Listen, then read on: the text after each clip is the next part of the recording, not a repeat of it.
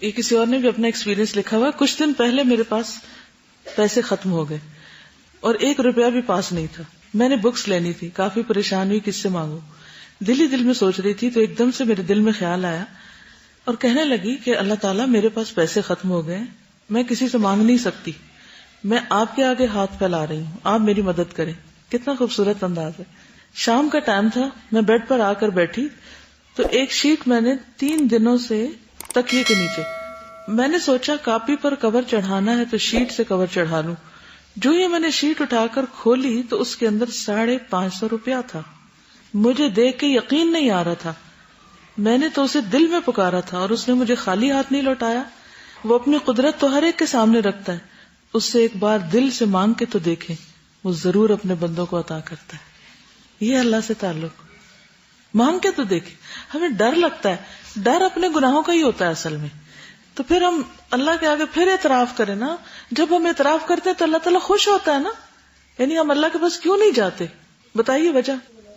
گناہوں سے ڈر لگتا ہے نا کہ اللہ تعالیٰ نہیں سنے گا, وہ کہیں گے تم یہ اور یہ جرم کر چکی ہو بس. نہیں, اللہ تعالیٰ ایسے نہیں ہے. جب کوئی بندہ مان جاتا اللہ میں نے غلطی کی ہے تو مجھے معاف کر دے, تو اللہ تعالیٰ اس سے کتنا خوش ہوتے ہیں. بس یہ سوچ لے کہ اللہ تعالیٰ اس سے خوش ہو رہے ہوں گے, اللہ سے اچھا گمان کر لے. ہم بہت ہی برے ہیں, اعتراف ہے, ہر چیز ہے, لیکن اللہ تعالیٰ توبہ سے خوش ہوتے ہیں. تو میں اللہ تعالیٰ آپ کی خوشی کے لیے آپ کی طرف پلٹ رہی ہوں, ٹھیک ہے. تو اس سے بھی تو اللہ خوش ہوتا ہے نا, اور اپنی شرمندگی کا بھی احساس ہے, اور پھر وہ خوش ہوتا ہے, اسے خوش کرتے ہیں اور پھر اسی سے مانگتے ہیں. ایاک نعبد و ایاک نستعین, صرف تجھی سے مانگنا ہے بس. اللہ کی رحمت سے زیادہ ہمارے گناہ نہیں ہیں.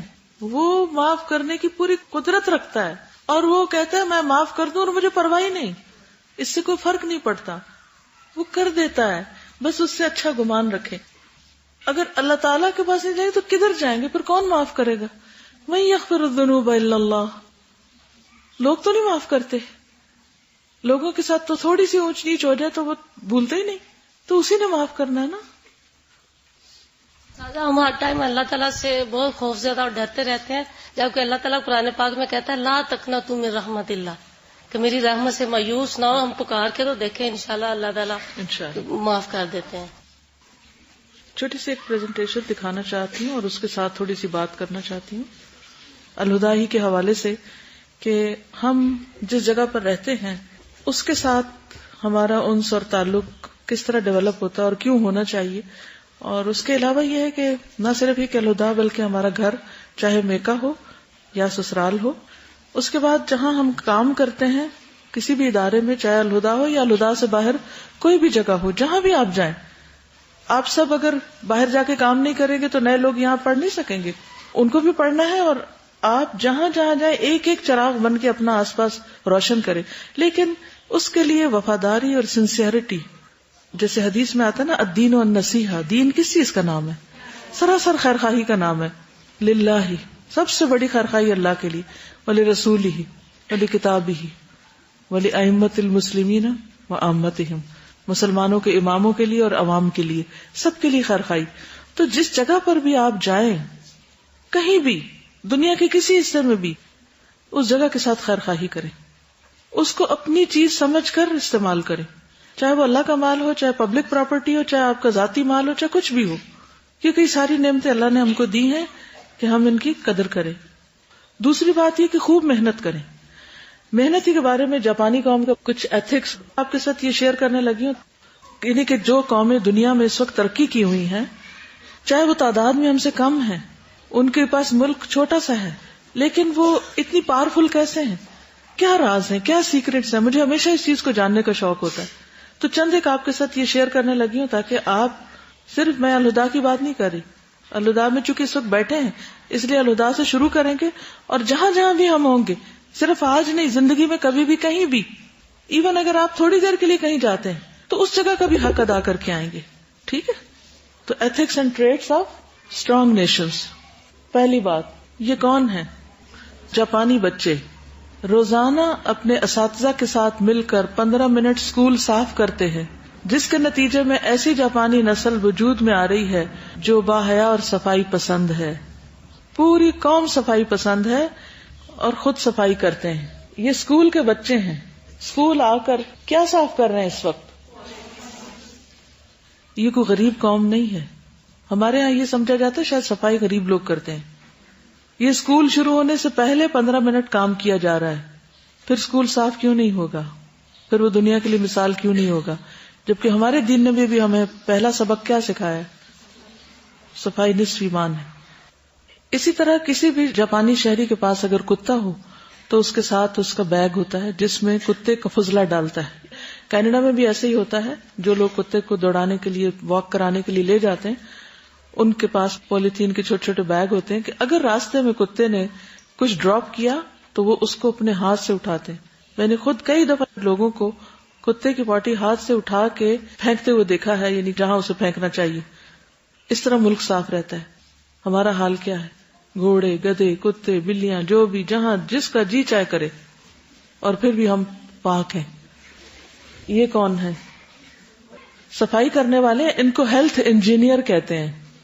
یعنی کچھ چیزیں ایسی ہوتی ہیں کہ جو بچے کرتے ہیں لیکن کچھ صفائی ذرا سی ایکسٹرا کرنے کی ضرورت ہوتی ہے نا، وہ ہر ایک نہیں کر پاتا. تو ان کو ہیلتھ انجینئرز کہتے ہیں. وہ 5,000 سے 8,000 امریکی ڈالر ماہانہ تنخواہ لیتے ہیں جی. اور اس کے لیے صفائی کرنے والے کو ریٹن اینڈ اورل ٹیسٹ سے گزرنا ہوتا ہے. جاپان کے پاس اپنے قدرتی وسائل نہیں ہیں. وہاں ہر سال سینکڑوں زلزلے آتے ہیں، مگر اس کے باوجود دنیا کی دوسری بڑی معاشی طاقت ہے. ہیروشیما ایٹمی بمباری میں تباہی کے بعد صرف 10 سال میں واپس اپنی پہلے والی بہترین معاشی حالت میں اس نے ترقی کر لی تھی، واپس وہیں لوٹ آیا تھا. اور کیا سیکرٹس ہیں ان کے؟ جاپان میں موبائل کا استعمال ریل گاڑیوں، ریسٹورانٹس اور گھروں کے اندر منع ہے. کیونکہ موبائل کہاں کے لیے؟ راستے کے لیے، چلتے ہوئے کہیں. اور یعنی گھر میں تو آپ لینڈ لائن استعمال کریں اور گھر والوں کے ساتھ بات چیت کریں، سوشلائز کریں. ٹرین میں آپ بیٹھے اور آپ موبائل پہ زور زور سے بول رہے ہیں تو آگے پیچھے لوگوں کو کس قدر اذیت ہے. ریسٹورینٹس میں بھی آپ گئے ہیں کوئی بات چیت کرنے کے لیے، مہمانوں کو بلایا، یہ نہیں کہ مہمانوں کو بلا کھانا ان کے آگے رکھ کے اور خود ٹیکسٹنگ ہو رہی ہے. ہر وقت ٹیکسٹ ہو رہا ہے. یہ کیا زندگی ہے؟ اپنی بھی زندگی عذاب میں، دوسروں کی بھی. جاپانی طالب علموں کو ابتدائی 6 سالوں میں لوگوں سے معاملہ فہمی کا علم حاصل کرنا لازم ہے. Dealing with people. ہمارا سب سے بڑا مسئلہ کیا ہے؟ We don't know how to deal with people. اور یہ چھوٹی عمر میں سکھایا جاتا ہے. ہم بڑے بھی ہو جاتے ہیں تو ہم کسی سے بھی معاملہ کرتے ہیں بگاڑ کے چھوڑتے ہیں. ہر ایک سے بگڑی ہوئی ہے. ماں باپ سے ڈیلنگ نہیں آتی، ماں باپ کو بچوں سے نہیں آتی، بہن بھائیوں سے نہیں آتی ایک دوسرے کو. استاد شاگرد کو نہیں پتا کیسے ڈیل کرنا ہے، استاد کا کیا مقام ہے. استاد کو بعض اوقات یوں ٹریٹ کرتے ہیں جیسے وہ ہمارا چھوٹا بچہ ہو. جو بچے ہوتے ہیں وہ بعض اوقات کھلونے ہوتے ہیں، انہوں نے کنجی لگاتے ہیں وہ، اور پھر وہ نہیں ٹوائے ہوتا ہے، گاڑی ہوتی ہے کچھ، تو وہ اس کے مطابق چلتا ہے. ہم کیا چاہتے ہیں کہ ہمارے ماں باپ، ہمارے استاد ہمارے خواہشات کے مطابق چلیں. How come? پھر وہ آپ کو کیا سکھائیں گے؟ اگر وہ آپ کے پیچھے چل پڑے، آپ کے سلیو بن جائیں اور آپ کی خواہشات کی تکمیل کرتے رہیں، تو وہ اس قابل نہیں رہیں گے کہ آپ کو کچھ سکھائیں. اور معاملہ فہمی میں کیا چیز آتی ہے؟ ماں باپ، استاد، بہن بھائی، دوست، احباب، کولیگز. ایون آپ ٹیکسی ڈرائیور کے ساتھ معاملہ کر رہے ہیں، بینک میں گئے اس کے ساتھ معاملہ کر رہے ہیں، کسی کلینک میں گئے ڈاکٹر کے ساتھ معاملہ کر رہے ہیں. ہر جگہ ہمارا یا تو اپنوں سے یا غیروں سے معاملہ ہوتا ہے، وہ نہیں کرنا آتا. اس لیے نہ بزنس کامیاب ہوتا ہے، نہ تعلیم میں ہم کامیاب ہوتے ہیں، نہ ماں باپ ہم سے خوش ہوتے ہیں، نہ دوست ہم سے راضی ہوتے ہیں. ہر جگہ ہم کانٹے ہی بکھیرے رکھتے ہیں کیونکہ معاملہ ہی نہیں آتا. لوگ ہم سے بدزن، ہم لوگوں سے بدزن. تو ہم تو جو جنریشن گزر گئی سو گزر گئی. نبی صلی اللہ علیہ وسلم کی سیرت کو تفصیل سے پڑھیے اور دیکھیے کہ انہوں نے کس طرح معاملہ فہمی کی تھی لوگوں کے ساتھ. بار بار ان واقعات میں غور و فکر کریں گے تو انشاءاللہ بہت کچھ سیکھیں گے. اصل حکمت نبی صلی اللہ علیہ وسلم کی زندگی سے آتی ہے، آپ کی سیرت سے آتی ہے. جاپانی قوم امیر ترین لوگ ہیں دنیا کے، لیکن ان کے ہاں گھریلو ملازم نہیں ہوتے. والدین اپنے گھر اور بچوں کے ذمہ دار ہوتے ہیں. ہمارے ہاں والدین بچوں کو کس پہ چھوڑ دیتے ہیں؟ سروس پہ چھوڑ دیتے ہیں، کوئی اور ہمارا کام کر دے، کیونکہ محنت کے عادی نہیں ہیں ہم. جاپان میں 1 سے 3 جماعت تک کوئی امتحانات نہیں ہوتے، کیونکہ تعلیم کا مقصد کانسیپٹس، بنیادی تصورات کو ذہن نشین کروانا ہے، کردار سازی ہے، نہ کہ صرف امتحان لینا اور درس و تدریس کرنا. تو الہدا میں بھی آ کے کوئی اصل مقصد صرف امتحان پاس کرانا نہیں ہونا چاہیے. کانسیپٹ. اگر آپ کو ترجمے کی سمجھ ہی نہیں آئی جو آپ رٹ رہے ہیں تو کانسیپٹ ہی نہیں کلیئر ہوا کہ ضمیر ضمائر کا ترجمہ، مجہول معروف کا ترجمہ، اسم فعل میں فرق کیا ہے، تو کیا سیکھا آپ نے؟ تو اپنے اندر سینس پیدا کریں مختلف چیزوں کی، نہ کہ صرف آپ رٹ کے امتحان دے کے پاس ہو کے ڈگری، اور آپ کی غیرت جاگے جب آپ کے آدھا نمبر کٹ جائے، اس سے آگے پیچھے آپ سوئے رہے چاہے کلاس میں. جاپان میں کسی بوفے ریسٹورینٹ میں جائیں گے تو آپ دیکھیں گے کہ لوگ اپنی ضرورت کے مطابق کھاتے ہیں، کوئی کھانا ضائع نہیں کرتا.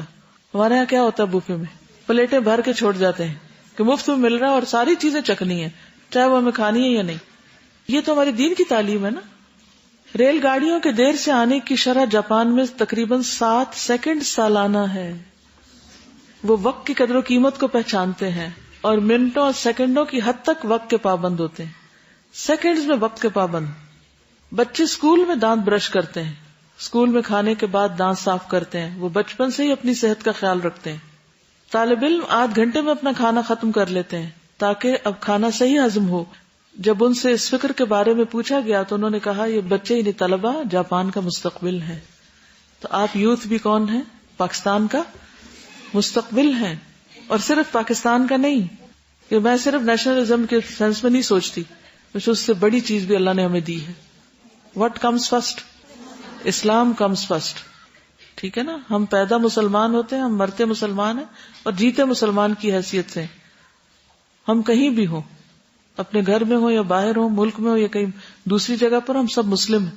تو ہم نے صرف اپنے پاکستانی امیج کو نہیں، اسلامی امیج کو ریوائیو کرنا ہے.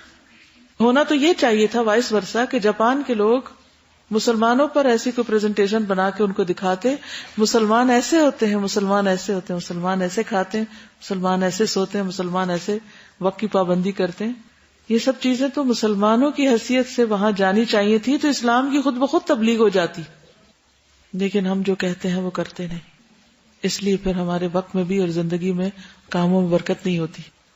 یہ دکھانے کا مقصد یہ تھا کہ اللہ نے اس وقت تک کسی قوم کی حالت نہیں بدلی جب تک کہ وہ قوم خود کو نہ بدلے. اس قوم نے اپنے آپ کو بدل لیا، ان کے حالات بدل گئے.